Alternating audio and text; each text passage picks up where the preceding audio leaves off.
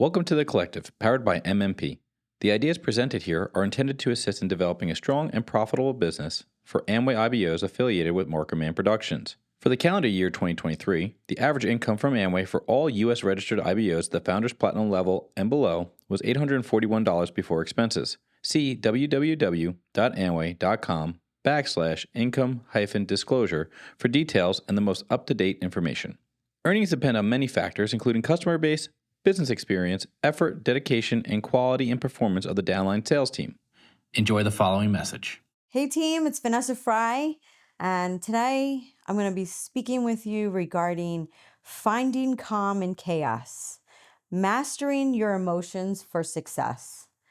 And I did, of course, a little self-reflection, because one thing that I've seen in all the leaders in our community is that there is a predictable emotion that we can expect from them, right?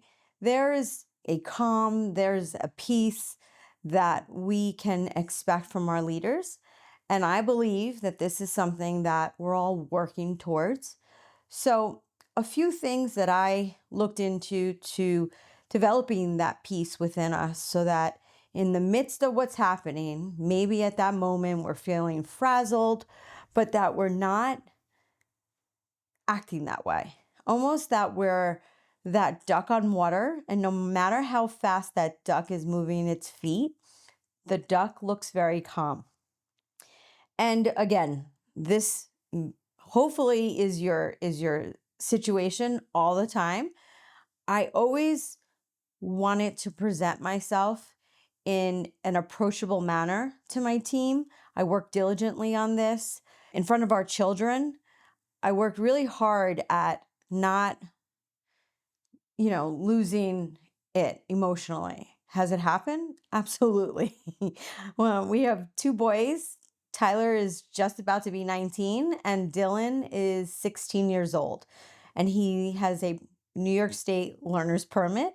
So now he thinks he's an instant full experience driver, because he had some good experiences the first couple of times. So we are managing a lot in our own household, but we don't want to present ourselves frantic or chaotic to anybody else around us. And we work very hard at that. So, something personally that I work on is always having an outlet for myself. For me, that happens to be exercise, but I work all the time on trying to make sure that I take time for myself and do something for myself that makes myself feel good, and almost an outlet of maybe stress or frustration or maybe anger, but I'm using that geared towards the type of exercise I've chosen to do for that day. I'm not gearing those emotions towards people.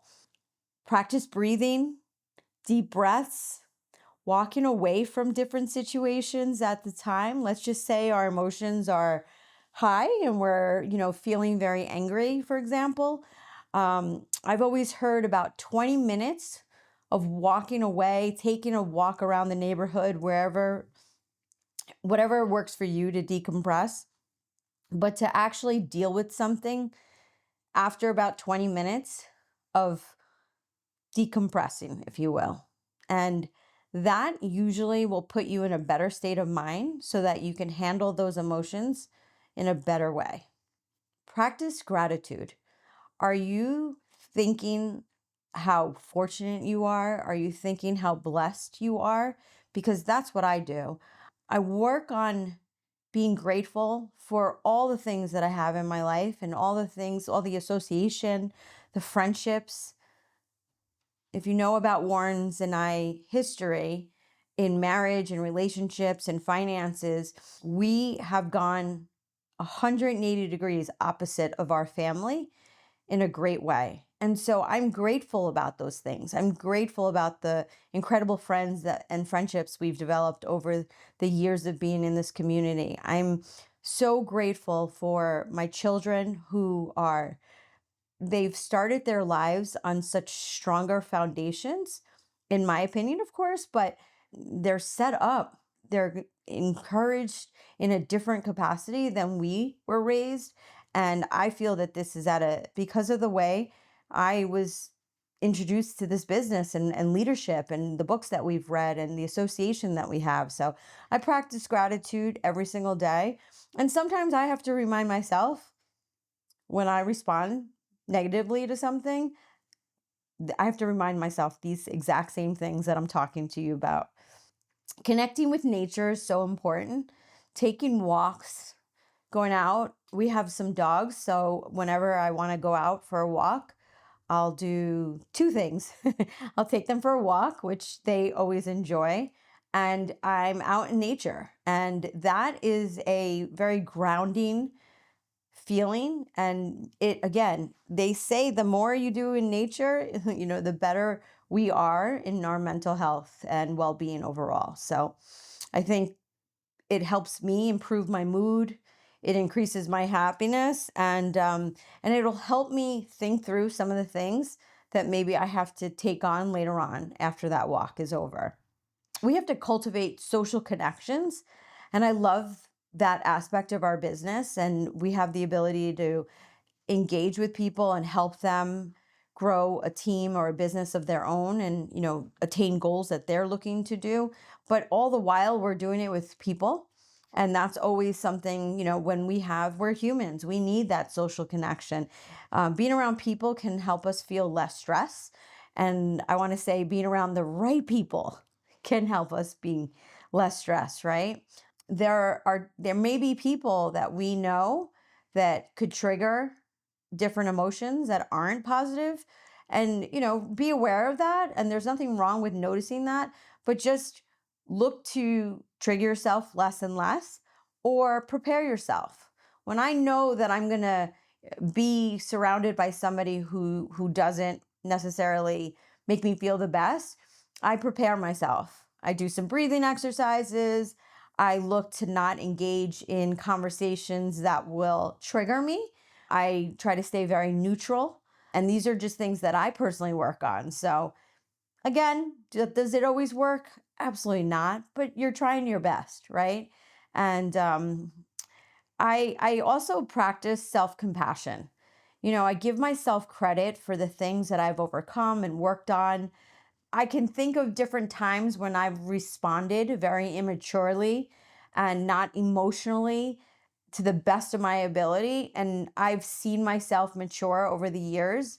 And I know that I'm better today than I was a year ago, 5 years ago, 10 years ago. So I give myself that, I pat myself on the back. I love up on myself, and I give myself that credit. I work on affirmations. I talk, about the things that I'm grateful for, and I talk about the things that we want.